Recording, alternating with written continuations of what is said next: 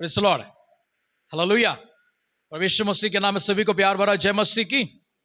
परमेश्वर आप सबों को बहुत की आशीष प्रदान करे, आमेन, हालेलुया। परमेश्वर के वचन की ओर हमारे ध्यान को लेकर चलेंगे। हम अय्यूब के किताब में अपने ध्यान को आज फिर से सीमित रखेंगे। हमने पिछले सप्ताह भी अय्यूब के ग्रंथ से कुछ बातों को ध्यान किया था। आई थिंक हमने बाइबल स्टडी में कुछ बातों को स्मरण किया है। अय्यूब का ग्रंथ सभी को परिचित एक ग्रंथ है। अय्यूब का ग्रंथ कोई ऐसा ग्रंथ नहीं है कि कोई क्रिश्चियन को वह मालूम नहीं है। हर क्रिश्चियन को उसका जानकारी है। आप सभी को मेरी आवाज आ रही है? उधर तक क्लियर सुनाई दे रहा है? ओके। हर क्रिश्चियन को अय्यूब का ग्रंथ या फिर యోబ్ అంటారు కదా తెలుగులో, యోబ్ అనే వ్యక్తి అందరికీ కూడా తెలుసు। और अय्यूब के साथ हर व्यक्ति अपने जिंदगी को रिलेट करना चाहता है। कभी कोई कष्ट आ गया तो कहते हैं अय्यूब के समान, యోబ్ के समान मेरे जिंदगी में, मेरे जीवन में कष्ट आ गए हैं। యోబ్ లాంటి కష్టాలు నాకు వచ్చేసాయని చెప్తారు। యోబ్ లాంటి కష్టాలు ఒకవేళ వచ్చినట్లయితే మీ ఇంట్లో మీరు ఉండకూడదు। మీ ఇంట్లో మీరు ఉన్నారు కాబట్టి యోబ్ వంటి కష్టము కాదు। మీ సంతానం మీతో పాటే ఉన్నారు కాబట్టి యోబు వంటి కష్టము కాదు। మీ ఆస్తి మీతో పాటే ఉన్నది కాబట్టి యోబు వంటి కష్టము కాదు। మీ కుటుంబం అంతా కలిసి ఉన్నారు కాబట్టి యోబు వంటి కష్టము కాదు। अय्यूब के समान अगर आपके कष्ट है, अगर आपका घर आपके साथ में है, आप अपने घर में निवास करते हैं, तो अय्यूब का कष्ट आपका नहीं है। अगर आपका बच्चे आपके साथ में है तो अय्यूब का कष्ट आपका नहीं है। आपका परिवार सब साथ में है तो अय्यूब के कष्ट आपके नहीं है। आपकी संपत्ति आपके पास ही है तो अय्यूब का कष्ट नहीं है। आपकी सेहत अच्छी है, अय्यूब का कष्ट बिल्कुल नहीं है। आमीन, हालेलुया। हम अय्यूब को जानते हैं। उनके पास उनकी संपत्ति खत्म हो गई, उनके बच्चे मर गए, उनके नौकर सब खत्म हो गए, उनकी खेत खत्म हो गया, उनका घर उजड़ कर गिर गया, उनकी पत्नी उनको छोड़कर दूर चली गई, अपने मायके चली गई, उनका सेहत बिगड़ गया। ऊपर से लेकर नीचे तक उनका सेहत बिगड़ चुका था। फोड़ों से, फुंसियों से भरा हुआ था, वो पूरा दर्द से भरा हुआ था, वो पूरा खुजली से भरा हुआ था। उसके पास सेहत नहीं है, धन दौलत नहीं है, परिवार नहीं है, उसको सांत्वना देने वाले कोई भी उसके पास में नहीं है। कोई एक व्यक्ति नहीं था जो उसको सांत्वना दे सके। ये काफी दिन हो चुका था, वो समय बीत चुका था जब अय्यूब की सेहत पूरी तरह से बिगड़ चुकी थी। इतना बिगड़ चुका था वो मानो एक पत्थर से कुछ लेकर वो अपने गांव को खरोचने लगा था। वो सारा गांव खाली करके चला गया, कोई वहां पर नहीं थे। सारे गांववासी दूर चले गए, पड़ोसी दूर चले गए, परिवार के जन दूर चले गए, उनके माता पिता हो, भाई बहन हो, सब लोग सबके सब चले गए। नहीं जानते माता पिता जिंदा है कि नहीं, लेकिन भाई बहन तो हैं, वे छोड़कर चले गए। उनकी पत्नी भी छोड़कर चले गई। उनको उस समय कोई सांत्वना देने के लिए उनके साथ में नहीं था। कारण यह था, सब लोग दूर जाने का एकमात्र कारण यह था, यह मनुष्य व्यक्ति है। कौन है ये? कौन है ये? मनहूस व्यक्ति। मनहूस का मतलब क्या है? मनहूस का मतलब क्या होता है? తెలుగులో ఏమంటారు మనూస్ వ్యక్తి అని అంటే? శని అంటారు తెలుసా? శని బట్టినోడు అని అంటారు। శని బట్టినోడు అంటే వాడికి మంచి జరగనే జరగదు। వీడుంటే శని అంటారు కొంతమంది। ये है तो पनौती है बोलते हैं। आजकल नया शब्द निकला हुआ, पनौती बहुत घूम रहा संसार में। ये है तो पनौती है। पनौती का मतलब हर काम बिगड़ जाता है, कोई काम सही नहीं होता है, जिसके ऊपर नुकसान ही नुकसान आता है, जिस व्यक्ति के कारण से हर किसी को नुकसान आता, उसको पनौती कहते हैं हमारी भाषा में। यहां पर వీడు శని లేక శాపగ్రస్తుడు ఒక మాట చెప్పాలి అని అంటే ये बिल्कुल मनहूस व्यक्ति है। मनहूस व्यक्ति है मतलब ये बुरा व्यक्ति है। तो लोगों को ऐसा लगा कि अय्यूब जो है उनके गांव के लिए पनौती है। अय्यूब पहले तो उनके गांव के लिए क्या बोलते हैं, आशीर्वादित व्यक्ति था। अय्यूब उनके गांव में एक आदर्शमान व्यक्ति था। अय्यूब जैसी वो गलियों में निकलता था, सबके सब उठकर खड़े होकर प्रणाम करते थे, दंडवत करते थे। अय्यूब को देखकर कहते थे कि इंसान हो तो ऐसा जो इतना महान है, इतना धनी है। उनके बारे में लिखा पहले शब्दों में, बहुत धनवान इंसान था वो। इंसान हो तो ऐसा, धन कमाए तो ऐसा, कैसा? अय्यूब के जैसा। लोग एक दूसरे को देखकर कहने लगते, देखो वो जो आ रहा ना, उसके जैसा हमें भी बनना है। कभी पढ़े लिखे इंसान आते कहते हैं, देखो उसके जैसा पढ़े लिखे इंसान बन जाओ। कभी अच्छे इंसान आते हैं, उसके जैसा बन जाओ। कभी कोई मनहूस जाते, उसको देखकर कहते हैं, तू भी उसके जैसा मनहूस है। कभी कोई ऐसी कोई गरीब इंसान जा रहा है, कोई क्या बोलते हैं, वो कचरा उठाने वाला जा रहा है, कोई भिखारी जा रहा है, तो हम तुरंत कह देते हैं, तू पढ़ाई नहीं करेगा, स्कूल नहीं जाएगा, कॉलेज, तू भी ऐसे ही बन जाएगा। हम कंपेयर करने लगते हैं। लेकिन अय्यूब जब अच्छा था, उसका जीवन सब कुछ अच्छा चल रहा था, उसका धन दौलत, परिवार, सेहत सब उसके पास जब थे, लोग कहने लगते थे कि ये आशीर्वादित व्यक्ति है, ये भाग्यवान इंसान है, ये भाग्यवान इंसान है, इसके आने से भाग्य हमारे घर पर आ जाता है। कभी कभी किसी के आने से कहते हैं, मानो कि कभी किसी के घर पे कोई बच्चा पैदा हो गया, उस बच्चे से धन संपत्ति आने लगा, वो कहते हैं कि हमारे घर पे भाग्य आ गया है। किस रूप में? किसी बच्चे के रूप में। हम उस बच्चे को प्यार करने लगते हैं। उसके बाद कोई और बच्चा पैदा होता है, उस बच्चे के कारण से नुकसान हो जाती है। उस बच्चे के आने के बाद कहने लगते, तेरे जन्म लेने के बाद जो मेरा पहला संपत्ति था पूरा गया काम से, गया काम से, कहते थे। फिर इसके बाद तीसरा कोई आता है, और भी थोड़ा सा नुकसान हो जाता है। फिर चौथा कोई आता है, खोया हुआ पैसा वापस आने लगता है। कहते हैं, ये हमारा घर का भाग्य है, ये हमारा घर का भाग्य है। ये हमारे गांव में भाग्य देखा करते थे। कभी कभी ऐसा होता है कि आई थिंक महीने में एक बार आता है। क्या नया चांद कब आता है? महीने में एक बार, 2 बार। నెలపోడు పంటారు కదా, నెలపోడు పంటారా, ఏమంటారు? New moon day. क्या बोलते, कितने दिन में आता है वो न्यू मून डे? 15 दिन में या 30 दिन में आता है? 15 दिन में चांद ऐसा आकर चला जाता है। हाँ, महीने में एक बार आता है। ओके, महीने में जब एक बार आता है तो वहां पर है ना, भाग्यवान लोगों की सूरत देखी जाती है। भाग्यवान लोगों की सूरत देखी जाती है। चलते चलते, सड़क पर चलते चलते, जैसे वहां पर चांद को देखा, नई चांद को देखा, अरे नलबड़बो వచ్చేసింది, अयो देखो नया चांद आ गया, चलो इसको देखने के बाद तुरंत किसी भाग्यवान का चेहरा देखना पड़ेगा। अब बाजू में मैं रहता था, मुझे सब लोग इधर ऐसे ऐसे करके चले जाते, मेरा शक्ल कोई देखता ही नहीं था। कभी ऐसा लगता था कि अरे उसको बुला, उसको बुला, ऐसा रख के उसको बुला, किसको? मेरा दूसरा भाई को बुला, बोलते उसको बुलाओ, मेरे बड़ा भाई को। वो आ जाता है, वो आते उसको देखते, बोलता उसको देख के फिर इसका चेहरा देखता है, लेकिन मेरा चेहरा कभी नहीं देखता। ऐसा घर में जितने लोग हैं सब लोग उसको, फिर दूसरा किसी को, तीसरा किसी को, बाजू बाजू में चलता रहा। कभी तो मेरा शक्ल देखा करो।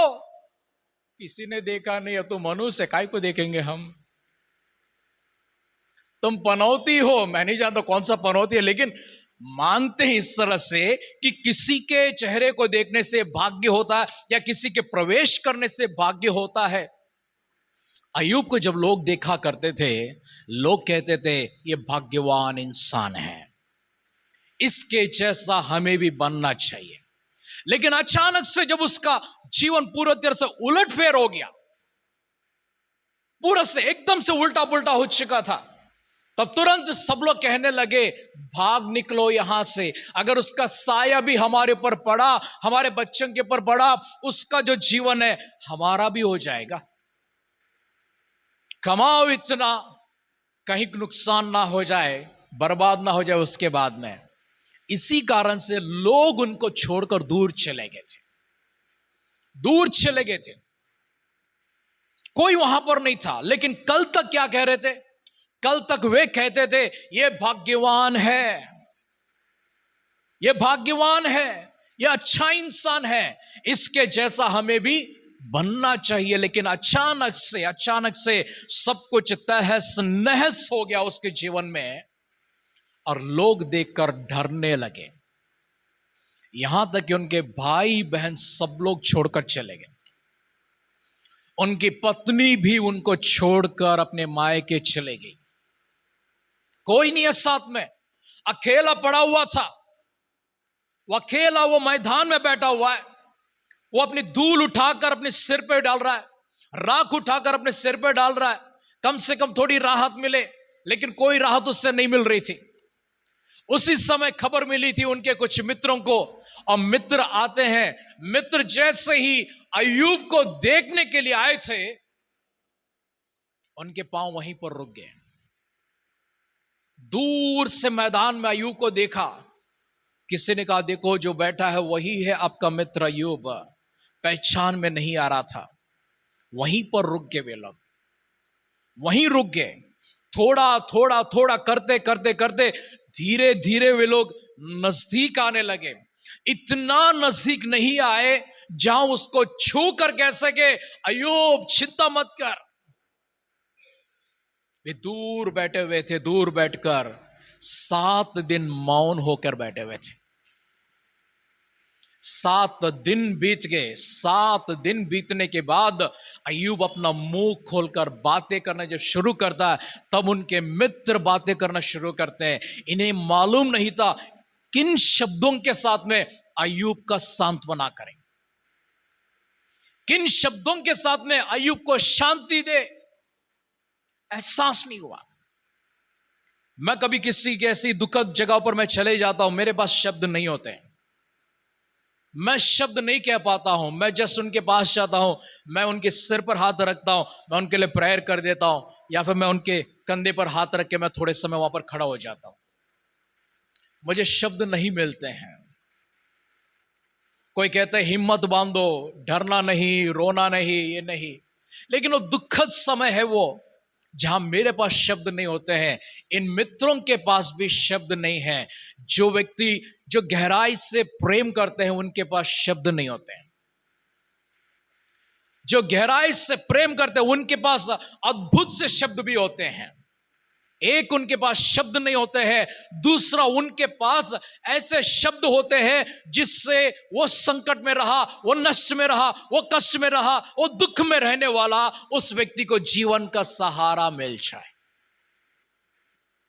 शब्द होते हैं, कभी शब्द नहीं होते हैं। अय्यूब को हमने देखा, उसके पास जो मित्र आए थे उनके पास कोई शब्द नजर नहीं आ रहे थे, इसलिए 7 दिन तक मौन धारण किया सभी लोगों ने। 7 दिन का मौन धारण करने के बाद अय्यूब ने जब मुंह खोलकर बातें करना शुरू किया, तब उनके मित्र भी बातें करना शुरू कर देते हैं। लेकिन बातें करते समय उनकी नीयत वापस आ जाती है, और नीयत यह होती है, हमारी सबकी नीयत यह होती है, तूने कोई गलत किया है, तूने कोई गलत किया है, तूने कोई गलत किया, इसलिए तेरे साथ ऐसा हुआ है। हो सकता है, मैं नहीं कह रहा कि बिल्कुल गलत नहीं होगा, हो सकता है, लेकिन जरूरी नहीं है हमेशा हर जगह पर कोई गलती करे और उस गलती का परिणाम इस प्रकार से आए। हम अय्यूब के जीवन को इस अध्याय में, पहला अध्याय में जब पढ़ते हैं, हम सारा ग्रंथ को हम जब पढ़कर आते हैं, वहां पर ऐसा लिखा हुआ, आखिरी वचन में ऐसा लिखा हुआ, उसने ना तो अपने व्यवहार से और ना ही अपने मुंह के शब्दों से उसने कोई पाप किया या परमेश्वर को उसने कोसा था। उसने अपने मुंह से कोई अपराध नहीं किया है। आखिरी वचन को पढ़ते हैं, पहला अध्याय का 22वां वचन को देखेंगे। Despite all this Job did not sin nor did he blame God. इन सब बातों में भी पाप किया, अय्यूब ने ना तो पाप किया और ना परमेश्वर पर हाँ मूर्खता से दोष लगाया, और ना ही परमेश्वर पर मूर्खता से दोष लगाया है।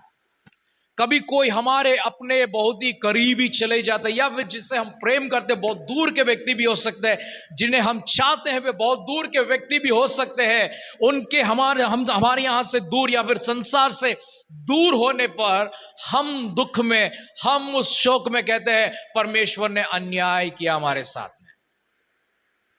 मैंने कई पासवानों को सुना, कई ख्रिस्तियों को सुना ये बात कहते हुए कि परमेश्वर ने हमारे साथ में अन्याय किया है। एक समय था, आंध्र प्रदेश का एक भूतपूर्व मुख्यमंत्री जो हेलीकॉप्टर दुर्घटना में वो चल बसे थे, उनके समय लगभग सारे पास्टर लोगों ने ही कहा कि परमेश्वर ने अन्याय किया है। मैंने फिर बाइबल पढ़ना शुरू कर दिया और उनसे बातें करना शुरू किया। परमेश्वर के बारे में लिखा हुआ कि परमेश्वर कहीं अन्यायी नहीं है। He is never an unjust God. अगर उनके अंदर कोई अन्याय होता, उन्होंने हमारे साथ में जाति की है, अगर मानो कि ऐसा भी कोई होता, उन्होंने पक्षपात को दिखाया है, वो परमेश्वर के स्थान पर बैठने के योग्य काबिल नहीं है। वो कौन है उस सर्वोच्च स्थान पर विराजमान होने के लिए योग्य और काबिल? वही है जिसका विशाल हृदय हो, जिसका मन प्रेम से भरा हो, जिसके मन में सभी के प्रति क्षमा हो, जिसके मन में सभी के प्रति भला करने का चाह हो, वही उस ऊंचे स्थान पर बैठ सकता है। यह मेरा है, मैं इसका मदद करूंगा, यह मेरा नहीं, मैं इसका मदद नहीं करूंगा, वो उच्च स्थान पर नहीं बैठ सकता, वो न्याय के स्थान पर नहीं बैठ सकता है। वो हमारे भारत देश का एक चीफ जस्टिस, हाल ही में उन्होंने अपना पूरा समय पूरा करने के बाद अपने पद से वो उतर जाते हैं। उनके पद पर रहते समय कुछ ऐसे निर्णय उन्होंने फैसले किए थे कानून के, जो देश के हित में था, अच्छा था।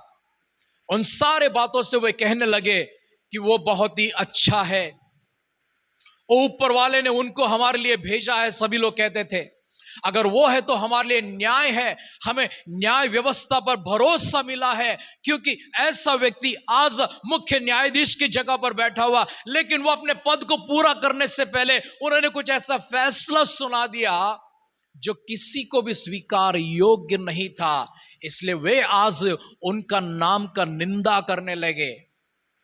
लोग उनके बारे में बड़ी बड़ी बातें करने लगे। इससे पहले कोई न्यायाधीश के ऊपर कोई बातें नहीं करते थे, न्यायस्थान के ऊपर कोई बातें नहीं करते, लेकिन आज वो कहते हैं कि वो अच्छा नहीं था, वो बुरा था, उसका पिछला समय बहुत अच्छा था, लेकिन अंत का समय बिल्कुल खराब निकला हुआ। अगर परमेश्वर में एक भी खराब गुण निकले, वो परमेश्वर नहीं है।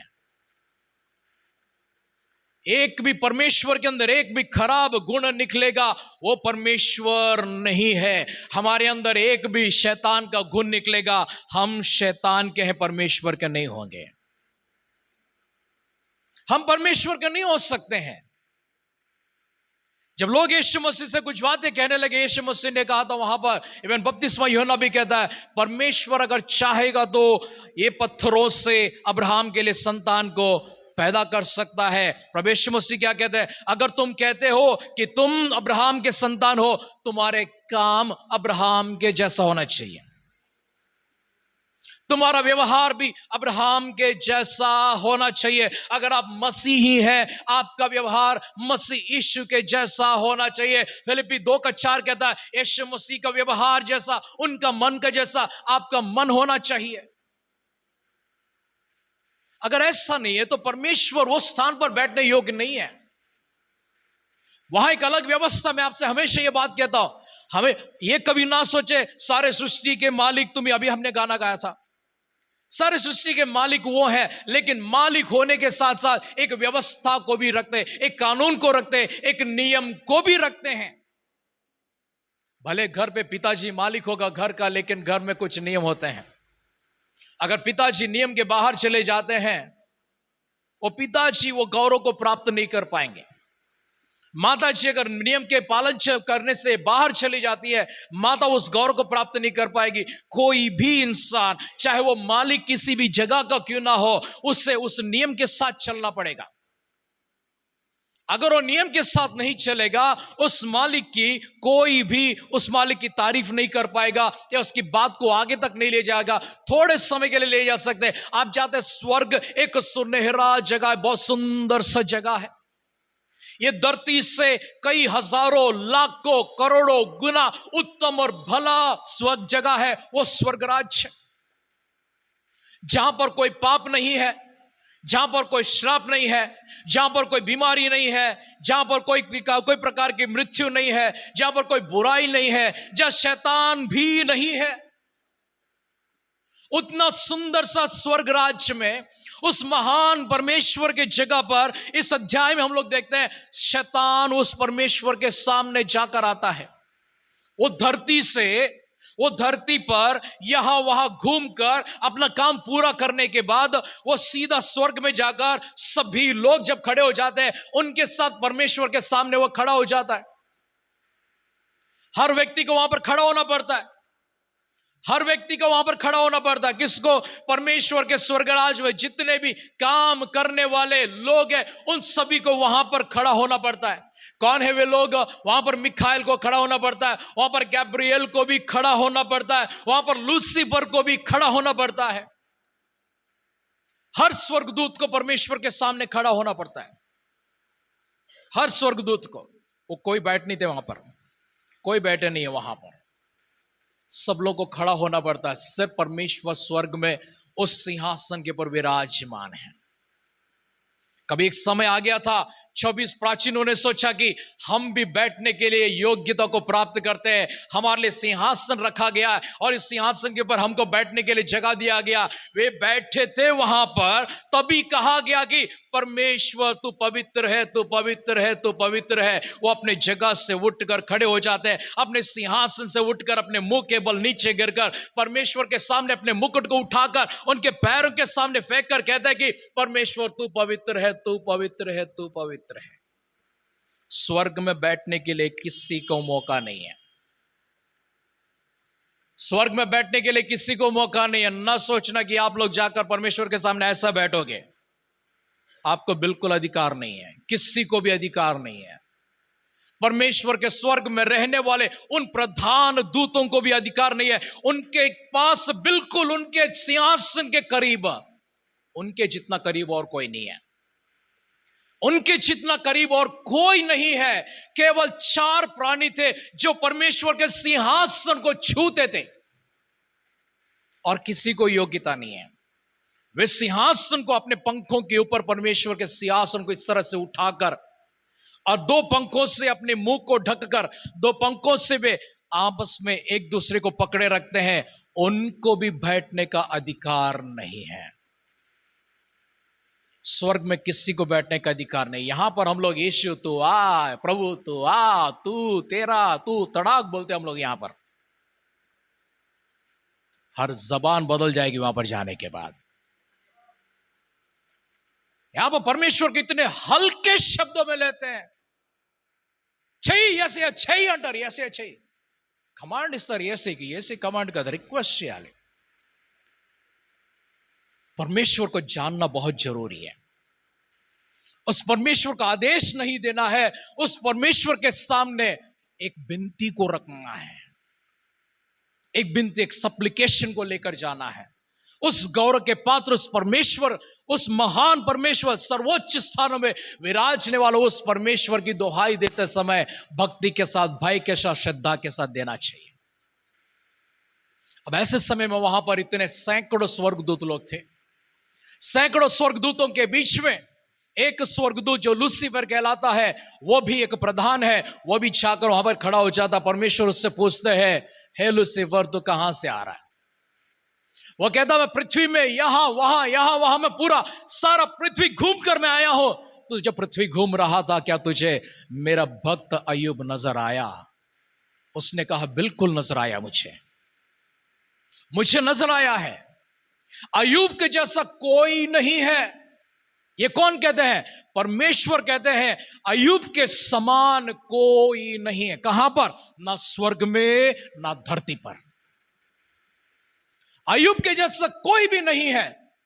तो तुरंत शैतान कहने लगा, वो लूसीफर कहने लगा, परमेश्वर तूने जो उसके चारों ओर बाड़ा बांध रखा है, उसके बच्चे सुरक्षित हैं, उसके पशु सुरक्षित हैं, खेत सुरक्षित है, वहां पर उसके सारे नौकर सुरक्षित है, उसका घर सुरक्षित है, उसकी संपत्ति सुरक्षित है, उसकी सेहत भी सुरक्षित है, सारा परिवार सुरक्षित है। तो परमेश्वर क्यों नहीं आपका गाना गाएगा?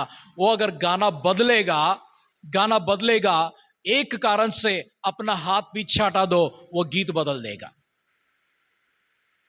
वो गीत बदल देगा। हम उत्पत्ति की किताब में देखते हैं आदम और हवा परमेश्वर के आज्ञाओं के विरोध में जाकर निषेध किया हुआ उस फल को जब खाते हैं, वे बातें शैतान के करने लगते हैं, गीत शैतान का गाने लगते हैं, उसके गीत गाने लगते हैं, उसी के बारे में प्रकट करने लगते हैं। सारा राज्य उसके हाथ में दे दिया, ये धरती के ऊपर प्रभुता करने का जो अधिकार था उसके हाथ में दे दिया। जीवन को उन्होंने खत्म करके मृत्यु को उन्होंने अपने जीवन में लेकर आया। सारा अधिकार उसको दे दिया था। अब ये लूसीफर कहता है, परमेश्वर एक बार अपना हाथ हटा दो, जो बाड़ा आपने बांध कर रखा है ना, उस बाड़े को हटा दो और फिर देखो वो आपके मुंह पर आपको कोसेगा। तो परमेश्वर कहते हैं, तेरे अधिकार में मैं उससे दे देता हूं, तेरे हाथों में मैं उसे दे देता हूं, तू उसके साथ जो करना तू कर ले, जो करना कर ले, लेकिन उसका प्राण को नहीं छूना। वो जीवित रहेगा, मेरी महिमा करेगा, अपने आप को साबित करेगा, मेरे शब्द को भी वो साबित करेगा। उसको तू छूना मत, उसका प्राण को हाथ नहीं लगाना। आरंभ में जैसा कहा गया, सब कुछ उसने तहस नहस कर दिया, सब खत्म कर दिया, सब खत्म कर दिया। अब यहां क्या कहते हैं अपनी पत्नी से, वो दिगंबर हम इस संसार में आए, दिगंबर ही इस संसार से चले जाएंगे। Naked I came from my mother's womb, and naked I shall return there. The Lord gave, and the Lord has taken away. Blessed be the name of the Lord. निर्वस्त्र था मैं जब मैं अपने मां के गर्भ से संसार में कदम को रखा। निर्वस्त्र में यहां से चला जाऊंगा। ये वस्त्र वहां पर नहीं आएंगे जो कब्रिस्तान में ले जाते हैं। ये बहुत अच्छी बात है, कब्रिस्तान में ले जाते समय बहुत सुंदर रूप से उन्हें सजा कर लेकर जाते हैं, मर्यादा से लेकर जाते हैं, गौरव से लेकर जाते हैं। ये बहुत अच्छी बातें करना चाहिए, लेकिन ये वस्त्र यहां पर रह गए। कहां रह गए? इस लाश के ऊपर रह गए। आत्मा पहले ही चला गया है। आत्मा जाते समय किस तरह से गया हमें नहीं मालूम, शरीर को छोड़कर चला गया है। वो छोड़ा हुआ शरीर को हम लेकर कब्र में रखने के लिए जा रहे हैं, उसे सुंदर से सजा कर रखने लाए। ऐसा लगता है कि मानो कि वो सच में पट्टू साड़ी पहनी हो या फिर सूट पहनकर सोया हो। कुछ लोग उनके पसंदी सब चीज रखते, कोई घड़ी को रखते, कोई अंगूठी रखते हैं, कोई चेन डालते हैं, कोई गॉगल्स पहना देते, कोई जूते पहना देते हैं, सब कुछ कर देते हैं, उनको अच्छी तरह से सजा कर रखते हैं। सही बात है, लेकिन ये वस्त्र यहां के ही है, वहां के नहीं है वो। इसलिए अय्यूब क्या कहता है? दिगंबर या निर्वस्त्र मैं अपने मां के गर्भ में मैंने जन्म लिया था और निर्वस्त्र ही मैं यहां से चला जाऊंगा। परमेश्वर ने दिया है, परमेश्वर ने ले लिया है, उन्हीं के नाम की महिमा हो। दिया तब उन्होंने, हम सब मिलकर खाए, लिया तो हम मुंह से शब्दों को निकालने लगे। इसी कारण से अय्यूब ने अपने मुंह से कोई ऐसा शब्द नहीं निकाला जहां परमेश्वर की निंदा होती हो, कोई ऐसा शब्द नहीं निकाला जहां पर परमेश्वर का अपमान होता हो। परमेश्वर का गौरव करते हैं। इसीलिए परमेश्वर ने इन वचनों को लिखवाते समय कहा, इन सब बातों के बावजूद, इन सारे चीजों के बावजूद अय्यूब ने कोई पाप नहीं किया है। अय्यूब ने कोई पाप नहीं किया है। आपसे प्रेम करते करते करते मानो कभी किसी ने कोई कठिन से एक डिसिप्लिन आपके ऊपर रख दिया, आपको पिछले जीवन का सारा प्रेम पूरा याद नहीं रहेगा, वो अच्छी बातें याद नहीं रहेगा, वो भलाई की बातें याद नहीं रहेगा, वो मदद की बातें याद नहीं रहेगा, वो कुछ याद नहीं रहेगा। बस एक बात तूने मुझे जो कह दिया वो मेरे हृदय में चुभ गया है। उसी बात को पकड़ के लोग दुश्मनी ले लेते हैं, कितने सालों के रिश्ते को तोड़ देते हैं, कितने अनमोल रिश्तों को तोड़ देते हैं। क्यों? एक बात कह दिया, अनुशासन की एक बात कह दिया, या फिर उनको ताड़ना देने की एक बात कह दिया, तो उससे लोग दूर हो जाते हैं।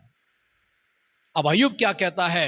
मेरा परमेश्वर ने दिया तो था, मेरा परमेश्वर ने ले भी लिया है। और उसका विश्वास यह है, अपने मित्रों के साथ बातें करते समय, मेरा जीवन वापस लौट आएगा, मेरा जीवन वापस लौट आएगा। मेरा पिछला जीवन मेरे पास वापस लौट आएगा।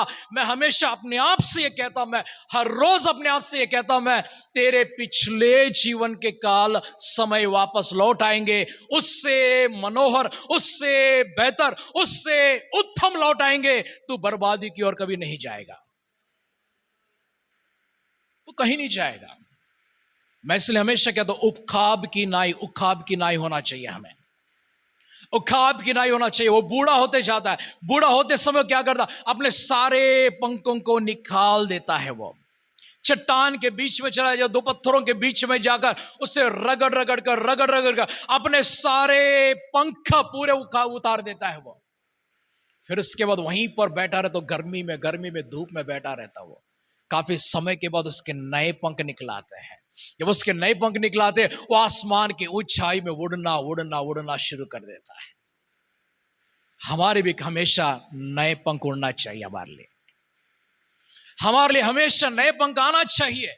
कभी आप नुकसान की ओर से जा रहे, कभी दुख से जा रहे, कभी पीड़ा से, कभी अपमान से जा रहे, कभी कोई कष्ट से, कोई संकट से गुजर रहे, याद रखना, एक नया जीवन आपको उत्पादन करना है। उस परमेश्वर के पास जाकर कह देना कि प्रभु, मेरा जीवन आपके शरण में है, मैं आपके शरण में हूं, मुझे बनाने वाले परमेश्वर, मेरा जीवन को फिर से नया बना देना।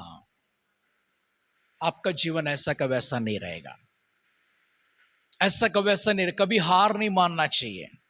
आप जानते हैं, कभी कभी सांप अपना खाल छोड़कर चला जाता है। आपने देखा, उससे सांप जब बड़ा होने लगता है या फिर थोड़ा बूढ़ा भी होने लगता है, उसका जो खाल होता है वो सूखने लगता है। इसलिए उसके अंदर जो नया खाल उत्पन्न होता है, वो भी पत्थरों के बीच में जाकर, वो चट्टानों के बीच में जाकर अपना शरीर को रगड़ रगड़ के ऊपर का काल पूरा छोड़कर चला जाता है। उसको देखने के बाद हमें लगता, हो इधर सांप आके गया था, इधर सांप आकर वो चला गया, वो अपना नया जीवन को प्राप्त किया, वो कहीं और चला गया, और सामर्थ के साथ चला गया, वो खाब की तरह और शक्ति के साथ चला गया है। वो वहां पर नहीं है। वो हम भी जब नई सामर्थ को पाते हैं, हमें वहां पर नहीं रहना जहां पर आज हम हैं, हमें इससे ऊपर जगह पर जाना चाहिए। अय्यूब, जब अब हम देखें, उससे 7 दिन हो चुके हैं मौन धारण करके, उसके मित्र उसके सामने शांति देने के लिए, लेकिन उनके मुंह में से कोई शब्द निकल ही नहीं रहा था। उसके बाद अय्यूब से जब बातें करने लगे, वो अपनी नीयत से बातें करने लगे, अच्छी बातें भी कहने लगे, सही बातें भी कहने लगे, लेकिन अय्यूब को दुख दे रहे थे, वो अय्यूब को और दुख दे रहे थे। वो तो वो परमेश्वर के पास जाता है, कहता है कि भला होता परमेश्वर तू मेरे पास रहता, भला होता आज मेरे और मेरे मित्रों के बीच में कोई खड़े होकर, हमारे बीच में कोई न्यायी बनता, यहां पर कोई वकील बन जाता हमारे लिए, मेरे पक्ष में होकर, कोई मेरे पक्ष में होकर बातें करता। आज मेरे पास कोई है नहीं। अय्यूब की स्थिति को देखने के बाद परमेश्वर स्वयं नीचे उतर आकर उससे कहता, अय्यूब, मैं तुझसे बात करना चाहता हूं, मेरे भी कुछ सवाल है, तेरे मित्र के जैसा मेरे भी कुछ सवाल है। मेरे सवालों को तो अगर उत्तर दे पाएगा, भला मैं कह दूं मैं तुझे आगे बढ़ा दूं। लेकिन अय्यूब के पास किसी प्रश्न का उत्तर नहीं था। लेकिन अय्यूब ने परमेश्वर को एक शब्द भी नहीं कहा। अय्यूब ने परमेश्वर के विरोध में एक शब्द भी नहीं कहा।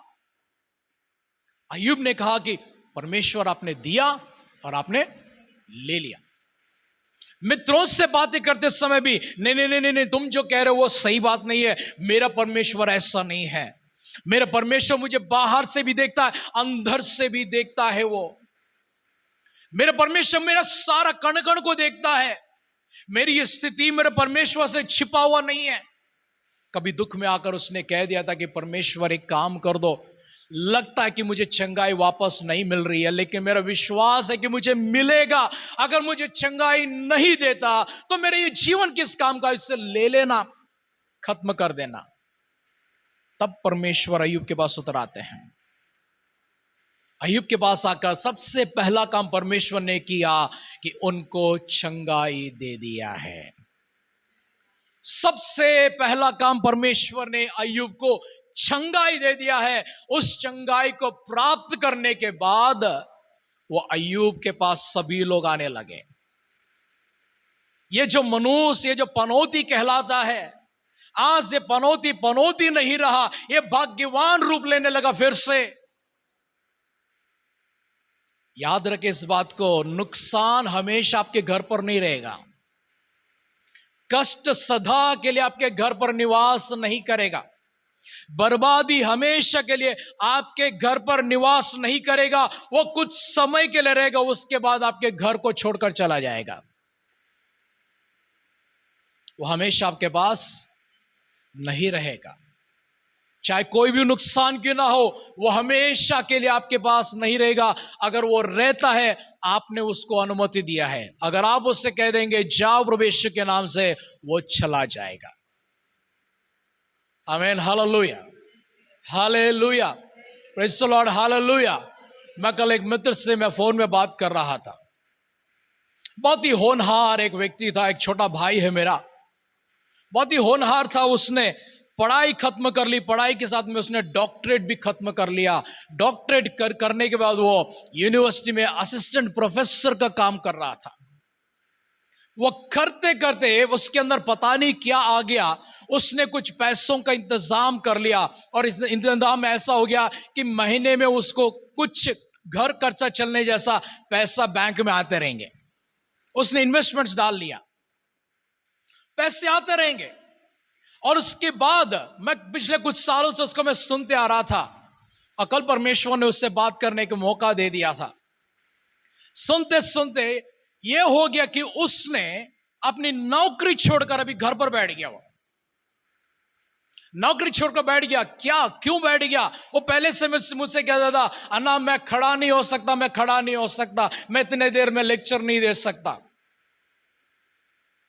मैं खड़ा नहीं हो सकता। आज उसने इस्तीफा देकर वो घर पर बैठ गया। वो, मैंने कहा किस प्रभु की आराधना करता है तुम? उसने कहा यीशु मसीह का। इससे पहले किसका करता था? मूर्तियों का। आज तो यीशु मसीह का आराधना करता है, लेकिन कल तो मूर्तियों का पूजक हुआ करता था, अन्य देवताओं के बीच में चलने लगता था। कल और आज में अंतर क्या है? उसने कहा मुझे सच्चा खुदा मिल गया, मुझे जीवित परमेश्वर मिल गया है। मैंने कहा क्या तुझे चंगा करने वाला परमेश्वर मिला है? तुझे सच्चा परमेश्वर मिला, तुझे जीवित परमेश्वर मिला, तू कहता है कि तेरा उद्धार हो गया, तू स्वर्ग जाएगा। क्या तुझे चंगा करने वाला परमेश्वर मिला है? क्या मेरे परमेश्वर को, तेरे परमेश्वर को, तेरा डायबिटीज को निकालना इतना कठिन है? उसने कहा नहीं। फिर क्या कारण है कि डायबिटीज तेरे अंदर बैठा हुआ है? उसने कहा मैंने मांगा नहीं, मैंने उसको इतना मौका दे दिया कि वो 400 नंबर लेके मेरे घर पर बैठा हुआ है। 400 नंबर लेकर, मेरे से छोटा है वो। 400 नंबर लेकर, क्यों? क्योंकि तेरे अंदर एक आलसपन, एक लेजीनेस आया कि तू काम नहीं करेगा। मैंने कहा बेतेस्दा के उस कुंड के पास एक व्यक्ति 38 साल से बैठा हुआ था। वो कहता मेरा मददगार कोई नहीं है, मुझे पानी में डालने वाला कोई नहीं है, मुझे सहायता करने वाला कोई नहीं है। प्रभु यीशु मसीह ने कहा उठ, पहले खड़े हो जा। तू अगर तू चंगा होना चाहता तो पहले खड़ा हो जा, अपना काट उठा और चल पड़ यहां से। 3 बातें यीशु मसीह ने कहा था उनसे। एक कहा कि उन्होंने उठ, खड़े हो जा, दूसरा अपना काट उठा, और तीसरा तू चल पड़। इसका मतलब है तू केवल खड़ा होकर प्रभु को धन्यवाद, यीशु मसीह ने मुझे चंगा कर दिया, ये चर्च में जाकर, वो चर्च में जाकर, ये मंडली में जाकर, वो सभा में जाकर आमीन हालेलुया नहीं बोलना चाहिए तुझे। वो बोलना है, लेकिन साथ ही साथ क्या करना? तेरे पैरों के बल पर जो आज तक तू चल नहीं रहा था, 38 इयर्स बैक जो लास्ट चला था, आज मैं चाहता हूं कि तू अपने पैरों के ऊपर चल फिर। और उठकर चलने लगा। चलते से प्रभु कहता ऐसा नहीं जाना, अपना बोझ उठाकर जाना। इसके मतलब नौकरी करते चलना, आगे में नौकरी कर जाकर। मैंने उस भाई से कहा तेरे से प्रभु आज बात कर, अभी इसी समय बात कर, तेरे अंदर की डायबिटीज यीशु के नाम से दूर हो रही है। अभी वो तेरे अंदर नहीं रहेगा। तेरा लक्षण आज ये होना चाहिए कि तेरे घर पर तो एक आदर्श बेटा के रूप में, तेरे परिवार के जनों रिश्तेदारों ने तुझे वहां से घर से बेदखल कर दिया, तुझे अपने समाज से बेदखल कर दिया तुझे। कारण क्या? क्योंकि तूने यीशु मसीह को ग्रहण किया। किस प्रकार की गवाही को तू उनके सामने रखता है आज? अगर तू काम नहीं करेगा, तू कमाएगा नहीं, तो अपने बच्चों का, अपनी बीवी का, अपने माँ का, पिता का, भाइयों का देखभाल नहीं करेगा, खुद का देखभाल नहीं करेगा, शरीर में इतना डायबिटीज लेकर पैरों को इतना सुजा कर बैठेगा, वो कहेंगे किस परमेश्वर के पास तू गया? भला होता तू मेरे मूर्ति के पास वापस लौटा उस मूर्ति के पास जिसको तू छोड़कर चला गया था। क्या तुझे लौट कर जाना उस मूर्ति के पास या प्रभु के पास रहकर उनको उसके पास लेकर? उसने कहा अन्ना मुझे उनको लेकर आने, पहले उठकर तू खड़ा हो यीशु के नाम से।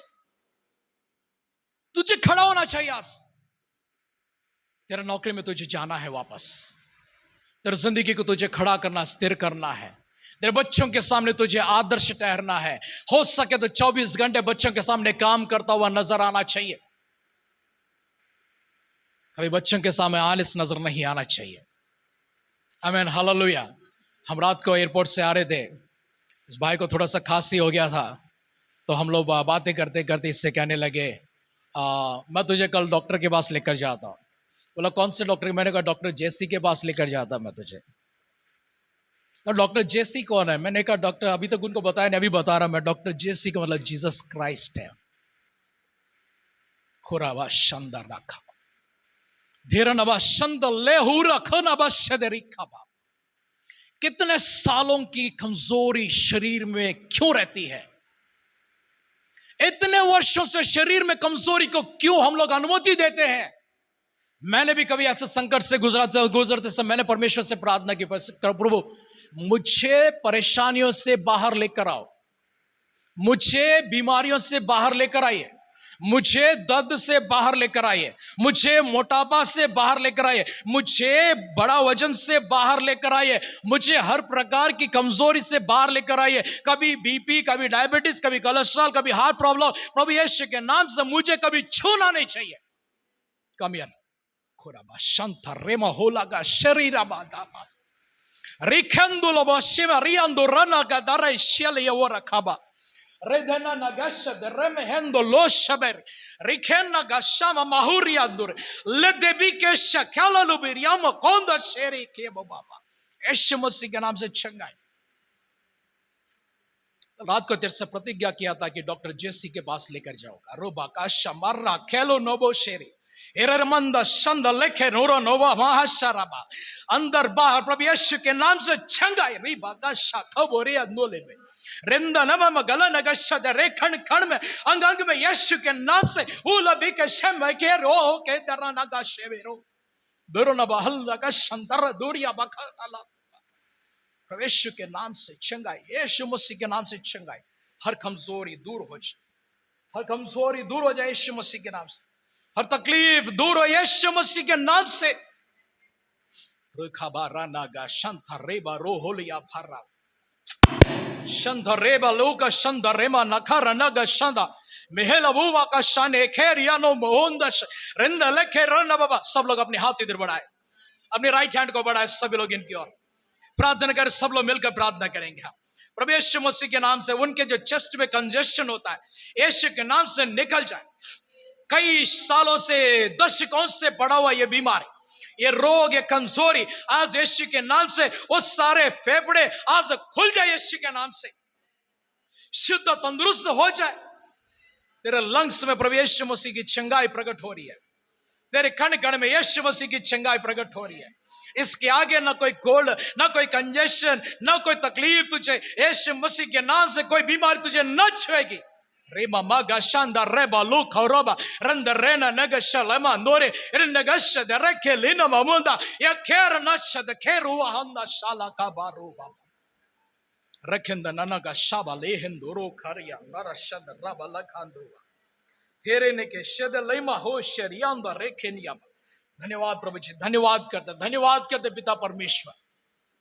कण कण को छूकर आपने छंगाई दिया। इसके आगे परमेश्वर ये समस्या, कोई और समस्या इनको ना छुए। प्रार्थना करते प्रभु आपकी छंगाई भरी हाथ, आपकी सुरक्षा भरी हाथ प्रभु उनके ऊपर रखे। इसी समय छंगाई दिया, धन्यवाद करते यीशु मसीह के नाम से मांगते, सुनो कबूल कर पिता, Amen. Amen. Be seated. Thank you, Lord. Hallelujah. Praise the Lord. Hallelujah. Praise the God. Hallelujah. वचन सुनने वाले आपसे भी परमेश्वर बातें कर रहे हैं। आपके जीवन में भी कोई प्रकार की कमजोरी है, कोई प्रकार की बीमारी है, परमेश्वर के नाम से दूर हो रही है। अभी इससे समय हर दर्द निकल जा प्रवेश मसीह के नाम से। रोबा का शंदा रेमा लोब हुरिया दरना गा सदरिके ले दे नमा गा संदरिके नूना खुला मेके सदरिके री अंदुरब कई सालों से बैठा हुआ बीमारी प्रभु यीशु मसीह के नाम से निकल इस समय। रिका शाखा दरबा धरन गंदला सदरका ललबा शोबरियांत रेका धरन गा संदलिके रिया मोह सदरब। Thank you, Lord. Hallelujah. Hallelujah. Hallelujah. Amen. Praise the Lord. Hallelujah.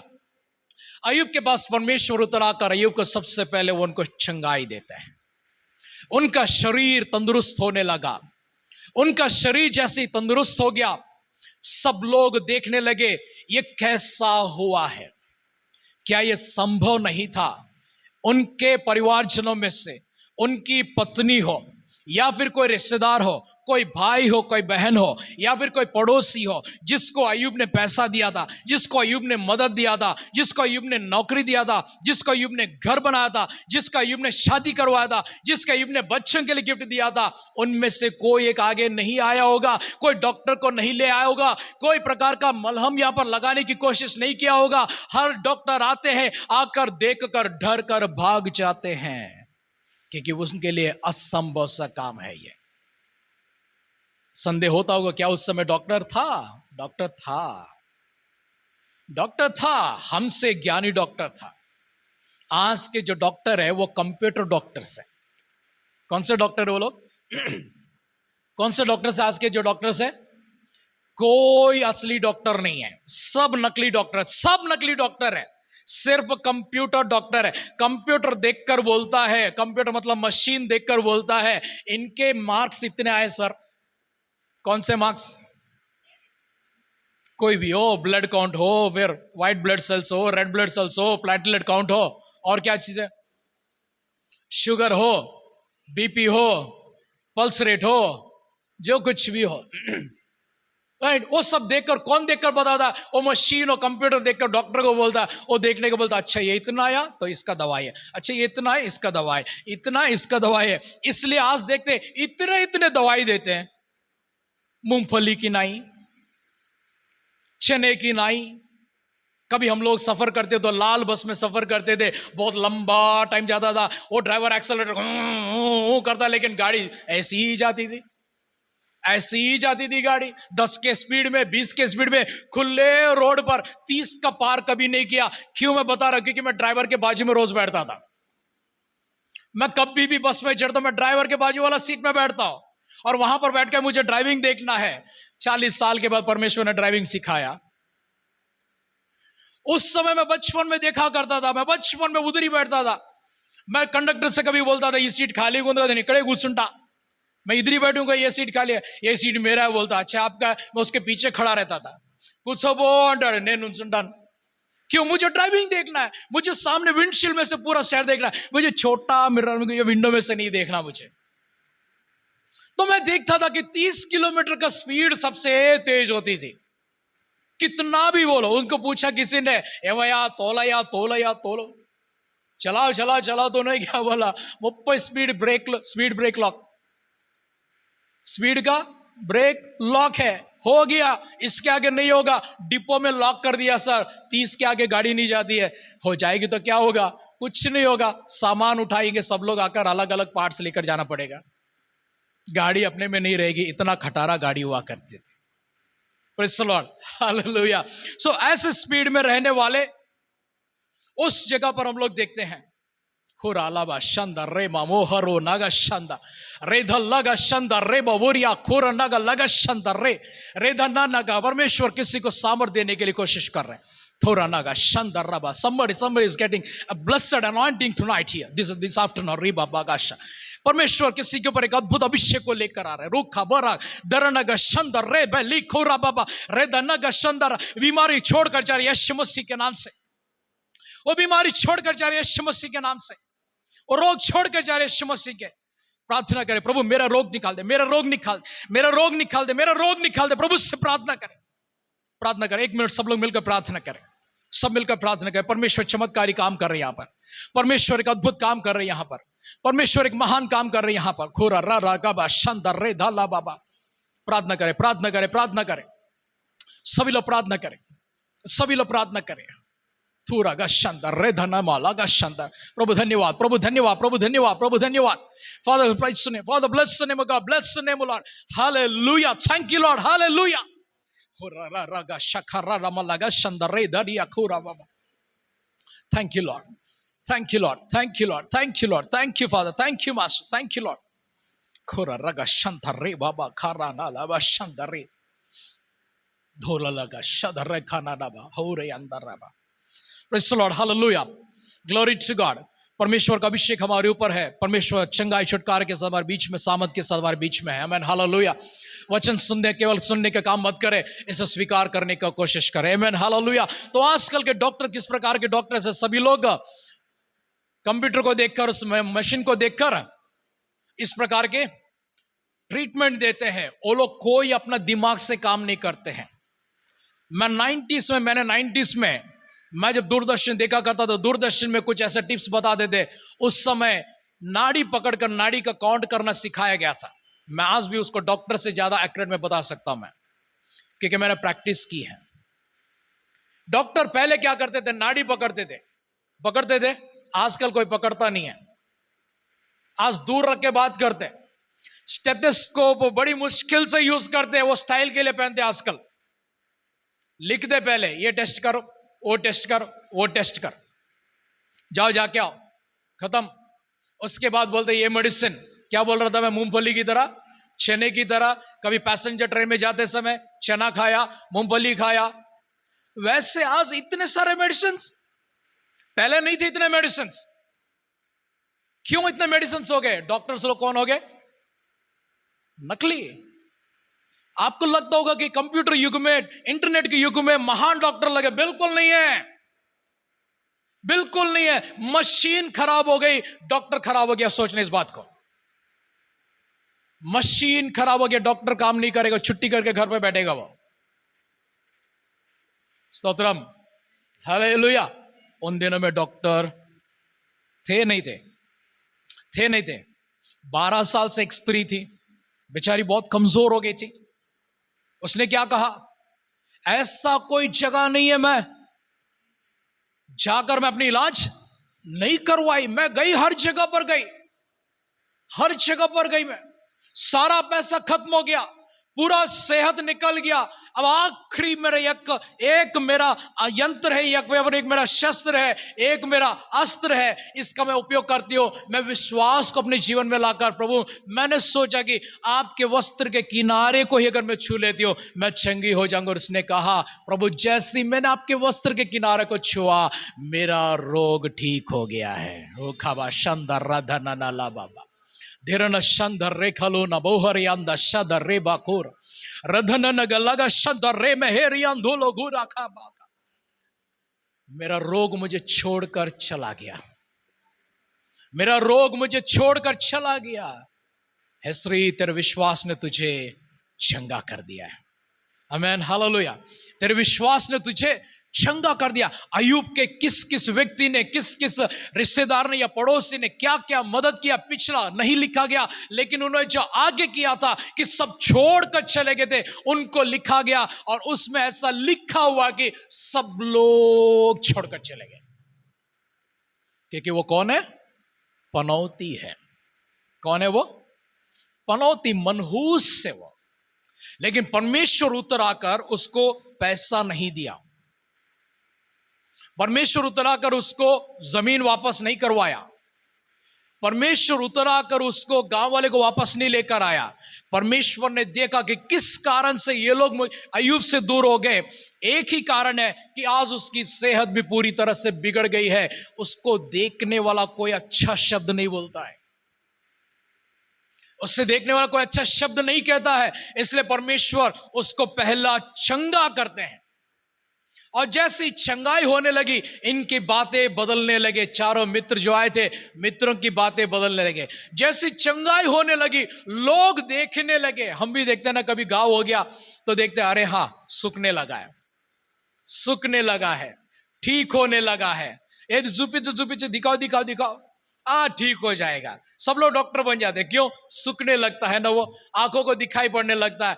अय्यूब का जितने घाव थे वो सूखने लगे। सब गांव में एक ही चर्चा है, चर्चा यह है कि अय्यूब के घाव सूखने लगे, अय्यूब के सारे पोड़े पुंसिया सब ठीक होने लगे, उसमें से पस निकलना बंद हो गया, उसमें का कीड़ा बाहर चला गया, उसके घाव जो कच्चे थे वो सब सूख गए हैं, अभी वो चंगा हो रहा है, उसका शरीर वापस आने लगा है, उसका स्किन वापस आने लगा है, वो पूरी तरह से हील हो गया। सारा गांव में एक ही न्यूज़ फैल गया, या अय्यूब को हीलिंग मिल चुका है। जैसे अय्यूब को हीलिंग मिल गया, सब लोग देखने के लिए आए और देखने के लिए आकर कहते हैं कि अब तुम्हें चंगाई हो चुकी है, जीवन को आगे बढ़ाओ, ये लो हम तुम्हारे लिए खुशी से एक सोने का टुकड़ा, एक चांदी का टुकड़ा अपने अपने हिसाब से लेकर आते हैं। सारे भाई लोग सोना चांदी लाए, सारे बहन लोग सोना चांदी लेकर आए। जो मायके चली गई थी, वो जो उसकी पत्नी थी जिसको कुछ भी नहीं हुआ था, वो भी लौट कर आ जाती है।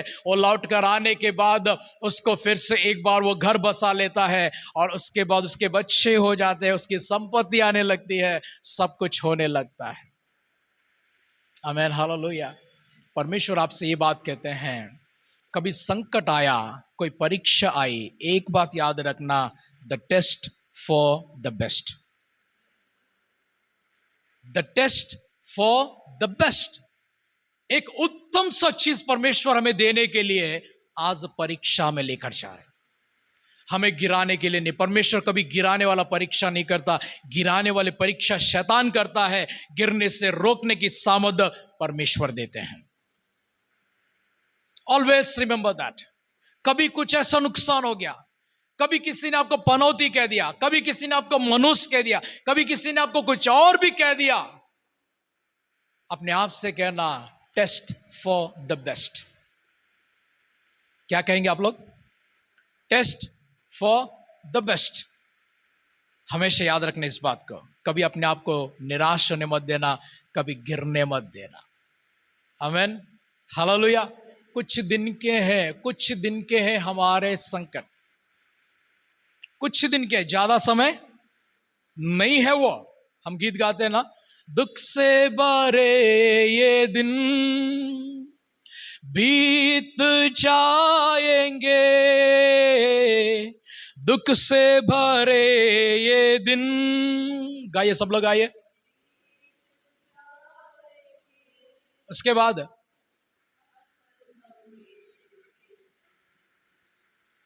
आनंद मनाएंगे, हर पल हम यीशु के संग, आनंद मनाएंगे हम यीशु के संग, एक दिन स्वर्ग जाएंगे। सब लोग आए, हम यीशु के संग एक दिन स्वर्ग जाएंगे। Hallelujah, hallelujah, hallelujah, hallelujah, hallelujah. खुरारा बाबा का शादा रे बाबा का लाला। दुख से भरे दिन, दुख से भरे ये दिन बीत जाएंगे।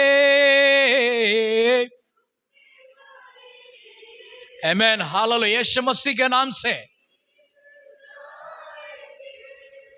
हर पल हम यीशु के संग आनंद मनाएंगे, हर पल हम यीशु के संग आनंद मनाएंगे, हम यीशु के संग एक दिन स्वर्ग जाएंगे, हम यीशु के संग।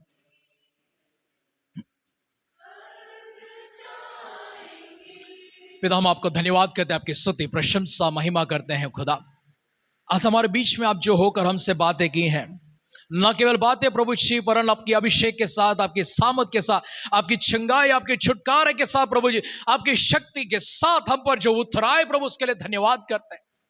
हमारे देहों में, हमारे मनों में, हमारे प्राण में, हमारी आत्मा में एक नई ताजगी को लाकर प्रभु जी, एक नई प्रभु जागृति को पैदा करने के लिए परमेश्वर आपका धन्यवाद करते हैं खुदा।